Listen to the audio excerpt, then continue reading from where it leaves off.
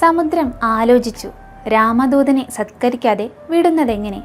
മൈനാക പർവ്വതത്തോട് ഹനുമാനെ സത്കരിക്കാൻ പറഞ്ഞുവിട്ടു. ഉയർന്നുവന്ന മൈനാകം ഫലമൂലാദികൾ കൊണ്ട് സത്കരിക്കാൻ ഹനുമാനെ ക്ഷണിച്ചു. രാമ കാര്യാർത്ഥമായി പോകുകയാണ്, ഇടയ്ക്കൊരു വിശ്രമമില്ല, ഭക്ഷണം ഞാൻ കഴിച്ചെന്ന് കരുതിക്കോളൂ എന്ന് പറഞ്ഞ് ഹനുമാൻ നിഷ്ക്രമിച്ചു. അടുത്ത ഊഴം ഛായാഗ്രഹിണി എന്ന രാക്ഷസിയുടേതായിരുന്നു. നിഴലിൽ പിടിച്ചു നിർത്തിയാണ് രാക്ഷസി ആളെ കൊല്ലുന്നത്. ഹനുമാന്റെ നിഴലിൽ പിടിച്ചു നിർത്തിയവൾ ഇതാരാണ് പിടിച്ചു നിർത്തിയതെന്ന് ഹനുമാൻ നോക്കിയപ്പോൾ ഒരു രാക്ഷസി പല്ലിളിക്കുന്നു. ഒരു നിമിഷം പോലും പാഴാകാതെ ഒരു ചവിട്ട് കൊടുത്തു. ഛായാഗ്രഹിണി കാലപുരിയിൽ പോയി സുഖിച്ചിരുന്നു. സൂര്യൻ അസ്തമിച്ചു. ഹനുമാൻ ലങ്കയിലും പ്രവേശിച്ചു. ലങ്കാപുരത്തിനകത്ത് കടക്കാൻ ശ്രമിച്ചപ്പോൾ വലിയൊരു അലർച്ച. ഇതാരാണ് അടുത്തതെന്ന് ഹനുമാൻ ആലോചിച്ചു നിൽക്കവേ നിശാചാര വേഷം ധരിച്ച് ലങ്കാലക്ഷ്മി പ്രത്യക്ഷയായി. വന്നപാടെ ഹനുമാന്റെ നെഞ്ചു നോക്കി ഒറ്റയിടി. ഇരുവരും തമ്മിൽ യുദ്ധമായി. ഹനുമാനും വിട്ടില്ല. കൊടുത്തു ലങ്കാലക്ഷ്മിക്ക് ഇടത്തു കൈകൊണ്ട് ഒരിടി. ഹനുമാന്റെ ഒറ്റയിടിക്ക് ചോര ഛർദ്ദിച്ചു. ലങ്കാലക്ഷ്മി ബോധം കെട്ടു. ബോധം വന്നപ്പോൾ എല്ലാം ഓർമ്മ വന്നു. പണ്ട് ബ്രഹ്മാവ് ഇക്കാര്യം പറഞ്ഞിരുന്നു. സീതയെ അന്വേഷിച്ച് ഒരു വാനരൻ എത്തും. അവന്റെ കയ്യിൽ നിന്ന് നല്ല തല്ല് കിട്ടിയാൽ അപ്പ വിചാരിച്ചു കൊള്ളണം ലങ്ക വിടാൻ സമയമായെന്ന്. ഹനുമാന് വിജയം ആശംസിച്ച് ലങ്കാലക്ഷ്മി ലങ്ക വിട്ടു. ഹനുമാൻ ലങ്കാപുരത്തിൽ കടന്നു. രമ്യഹർമ്മ്യങ്ങൾ തോറും സീതയെ അന്വേഷിച്ചു നടന്നു. അപ്പോഴാണ് ഓർത്തത്, അശോകവനത്തിലാണല്ലോ ദേവിയെ പാർപ്പിച്ചിരിക്കുന്നത്. ഉദ്യാനങ്ങളൊക്കെ തിരിഞ്ഞു. അതാ കണ്ണുനീർ വാർത്ത് ഭയവിഹ്വലയായി സീതാദേവി രാമനാമം ജപിച്ച് ശിംശബ വൃക്ഷച്ചുവട്ടിൽ. ചുറ്റും നിശാചരികൾ. ഹനുമാൻ പതുക്കെ ഒരു വൃക്ഷത്തിൽ കയറി മറഞ്ഞിരുന്നു. പെട്ടെന്ന് ചില ശബ്ദങ്ങൾ കേൾക്കയായി. പരിചാരകരുമായി രാവണന്റെ വരവാണ്. ഹനുമാൻ ശ്വാസം പിടിച്ചിരുന്നു. രാവണൻ വന്നു. മുൻപ് പറഞ്ഞുകൊണ്ടിരുന്നത് തന്നെ വീണ്ടും ആവർത്തിച്ചു. രാമനെ കൊണ്ട് കാര്യമൊന്നുമില്ല, എന്നെ വരിക്കണം, അവൻ നിന്നെ കണ്ടെത്തുകയില്ല. അഥവാ ഇവിടെ വന്നാൽ ആ നിമിഷം ഞാൻ അവനെ കാലപുരിക്കയക്കും. കാലന് പോലും എന്നെ പേടിയാണ്, രാവണൻ പറഞ്ഞു നിർത്തി. സീത ഒരു പുൽക്കൊടി പറിച്ച് രാവണന്റെ മുന്നിലേക്കിട്ടു.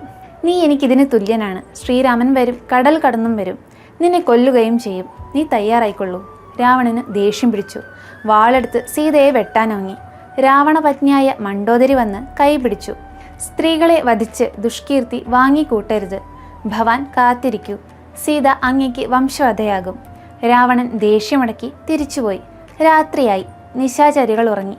ഹനുമാൻ പതുക്കെ രാമകഥ പറയാൻ ആരംഭിച്ചു. അതുവരെ കരഞ്ഞുകൊണ്ടിരുന്ന സീത ആകാംക്ഷയോടെ നോക്കി. ആരെയും കാണുന്നില്ല. എല്ലാം കേട്ടിരുന്നു. തനിക്കിനി വട്ടുപിടിച്ചോ എന്ന് വിചാരിച്ചു. ആരെങ്കിലും പറയുന്നതാണെങ്കിൽ ദൈവമേ അവരെൻ്റെ മുന്നിൽ വരണമെന്ന് പ്രാർത്ഥിച്ചു. ഹനുമാൻ പതുക്കെ താഴെ ഇറങ്ങി സീതാദേവിയെ നമസ്കരിച്ചു. എല്ലാ വിവരങ്ങളും അടയാളവാക്യവും പറഞ്ഞു. അങ്കുലിയും ദേവിയെ കാണിച്ചു. സീതാദേവിക്ക് സന്തോഷമായി. രാമന് നൽകാൻ ചൂടാരത്നം കൊടുത്തു. പോയി രാമനെ എല്ലാം അറിയിക്കുമെന്ന് അനുജ്ഞയും നൽകി. ഹനുമാൻ സീതാദേവിയെ തൊഴുതു. അശോകവനത്തിൽ നിന്ന് പുറത്തിറങ്ങി. എന്തായാലും വന്ന വിവരം രാവണനെ ഒന്നറിയിക്കുക തന്നെ. ശ്രീരാമന്റെ ദൂതൻ മോശക്കാരനാകരുതല്ലോ. ഹനുമാൻ ഉദ്യാനം പൊടിച്ചു തുടങ്ങി. വൃക്ഷങ്ങളൊക്കെ പിഴുത് അങ്ങോട്ടിങ്ങോട്ട് എറിഞ്ഞു. കിട്ടുന്ന പഴങ്ങളൊക്കെ പറിച്ച് ഭക്ഷിച്ചു. വഴിയെ പോയ രാക്ഷസ സ്ത്രീകളെ ഓടിച്ചു വിട്ടു. ആകെ ബഹളമായി. രാക്ഷസികൾ നിലവിളിച്ചാർത്ത് രാവണ സൗധത്തിലെത്തി സംഭവങ്ങൾ അറിയിച്ചു.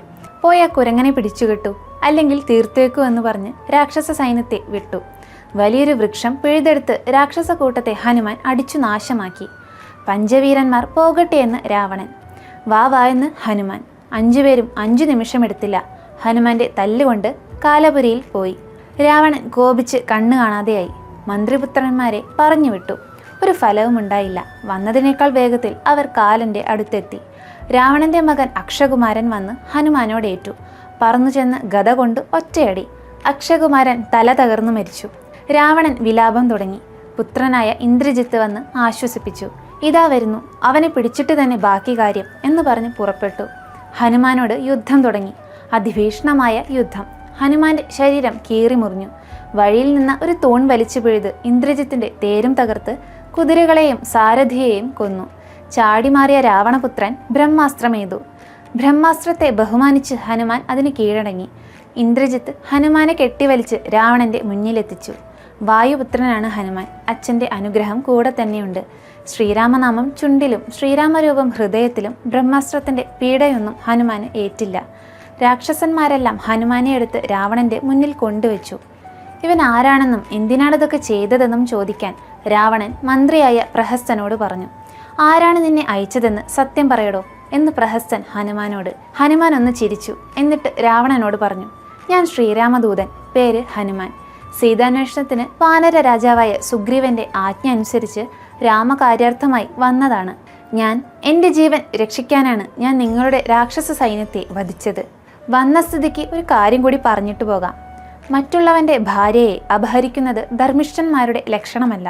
നീ സീതയെ ശ്രീരാമന്റെ അടുത്തെത്തിക്കുക, ചെയ്ത തെറ്റിന് മാപ്പ് പറയുക. എന്നാൽ നിനക്ക് ജീവൻ നഷ്ടമാകില്ല, സത്കീർത്തിയും ലഭിക്കും. ഹനുമാൻ പറഞ്ഞു നിർത്തി.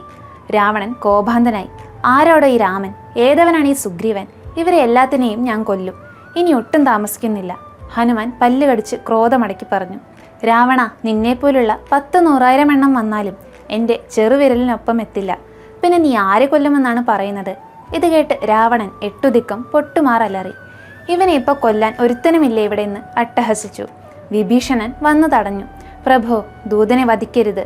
അടയാളമുണ്ടാക്കി വിടുകയാണ് രാജാക്കന്മാർ ചെയ്യുക. എന്നാൽ അങ്ങനെയാകട്ടെ എന്ന് രാവണൻ. ഹനുമാന്റെ വാലിൽ തീ കൊളുത്താനുള്ള ഒരുക്കം തുടങ്ങി. തുണികൾ കൊണ്ടുവന്നു. തുണി ചുറ്റും തോറും ഹനുമാൻ വാൽ നീട്ടിത്തുടങ്ങി.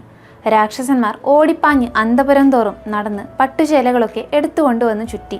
ഒരു രക്ഷയുമില്ല. പിന്നെയും വാൽ നീണ്ടുകിടക്കുകയാണ്. എങ്കിൽ പിന്നെ ഉള്ള സ്ഥലത്ത് തീ കൊളുത്താമെന്നായി. തീയും കൊളുത്തി. രാത്രിയിൽ വന്ന കള്ളനാണെന്നൊക്കെ പെരുമ്പറ കൊട്ടി ബന്ധനസ്ഥനായ ഹനുമാനെയും കൊണ്ട് രാക്ഷസന്മാർ പടിഞ്ഞാറെ ഗോപുരവാതിലിൽ നിന്ന് നേർക്ക് നടന്നു. ഹനുമാൻ ശരീരമൊന്ന് ചെറുതാക്കി കെട്ടുകളൊക്കെ അഴിച്ച് രക്ഷപ്പെട്ട് മേലോട്ട് പറന്നു. പിടിച്ചിരുന്നവരെയൊക്കെ അടിച്ചു കൊന്നു.